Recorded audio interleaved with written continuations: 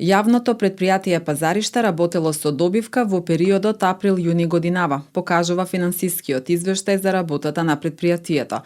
Како што беше посочено на вчерашната седница, станува збор за добивка во износ од 34.856 денари, но она што повеќе ги интересираше советниците се расходите, особено трошоците од 53.645 денари за отпис на побарувања, расходите за сметководствено-финансиски услуги, трошоците за Агенцијата за привремени вработувања и за какви профили станува збор, но и дали во предпријатието има вработено правник со положен правосуден испит и лиценциран економист кој би ја изготвил завршната сметка на Пазаришта. ВД директорот Газим Кадрију пред советниците рече дека работи согласно законот. Четворица од вработените преку Агенцијата за привремени вработувања се државни службеници, тројца хигиеничари, нема вработени правник со правосуден испит и лиценциран економист заради намалување на трошоците на Пазаришта.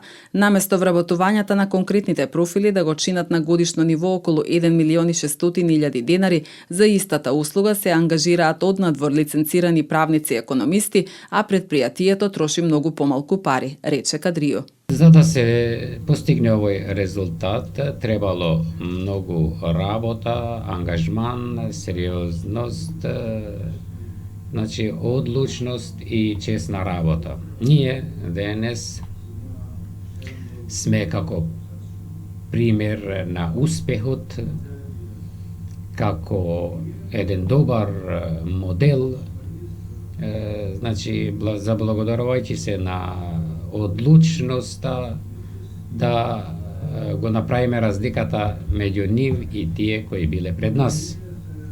Вие знаете дека во последните 10 години јавното предпријатие Пазаришта има работено со загуба. Денес со нашата работа ги убедуваме и сите песимисти кои велеат дека никогаш ова предпријатие нема да може да биде рентабилна, имајќи ги предвид многуте финансиски проблеми и долгови кои беа создадени. Јас како директор на ова предпријатие лично сум воспоставил финансиско надгледување и лично сум го контролирал овој процес, аплицирајќи строги контроли и налагајќи се да не се злоупотребува ниту еден денар. Што се однесува на конкретното прашање на колешката советничка, во вредност од 53.420 денари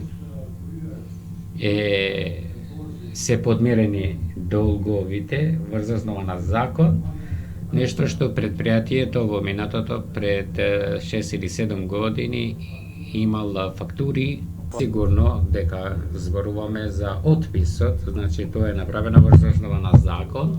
Како што знаете, временскиот период е поминат, кога добавувачот не постигнал да јавното предпријатие ефикасно да ги подмирува долговите. Немало ниту едно процедурално действие до сега од страна на добавувачот и сме констатирале дека се исполнети законските рокови за застарување на тоа барање. Што се однесува на трошоците, на судските трошоци, прашањето беше конкретно за кој период и за која година се превземени овие действија. Сите тужби што беа поднесени против предпријатието од страна на вработените на јавното предпријатие се од периодот 2018, 2019 и 2020 година. Се од периодот кога ние не менаџиралме со тоа предпријатие, односно сте менаџирале вие. За какви тужби станува збор?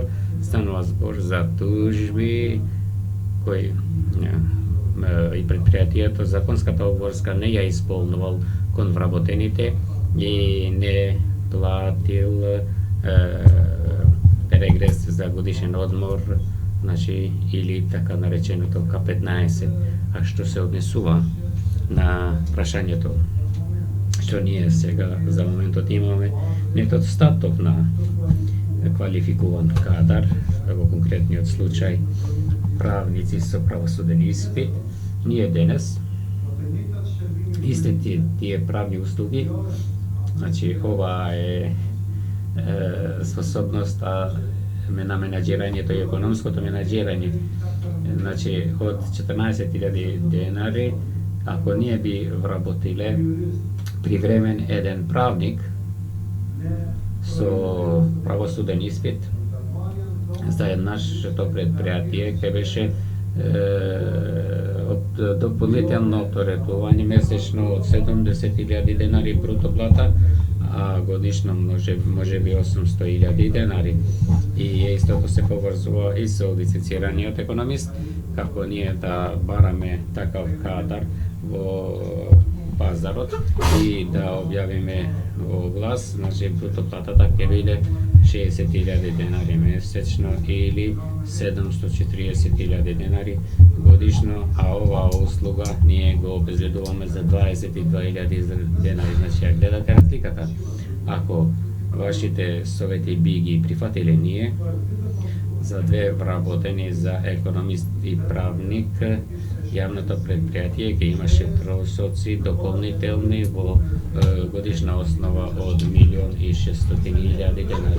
А ние овие услуги сега ги овозможуваме со сума од 180.000 денари. Сите предлог одлуки во врска со пазаришта добија зелено светло од 16 советници. Еден советник гласаше против, а 4 беа воздржани.